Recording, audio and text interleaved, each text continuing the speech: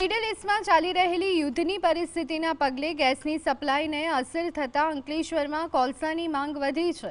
Hotel સંચાલકો તેમજ કેટરર્સના વ્યવસાય સાથે જોડાયેલા વેપારીઓ ગેસની અછત વચ્ચે કોલસાથી ચાલતી સગડી પર રસોડા ચાલુ કર્યા છે।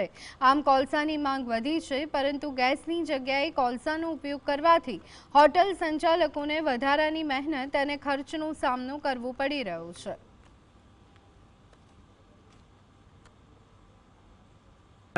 બોટલ ગેસના બોટલની અછતની કારણે બંધ હતી, એટલે 2 દાડા બંધ રાખી।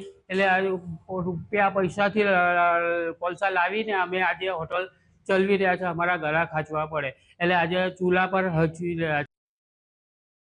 એટલે હોટલવાળા છે, કેટરર્સવાળા છે કે લારી ગલ્લાવાળા જે પહેલાં ગેસ વાપરતા હતા તે હમણાં પાછા કોલસા પર આવી ગયા છે, સગડી વાપરતા થઈ ગયા છે।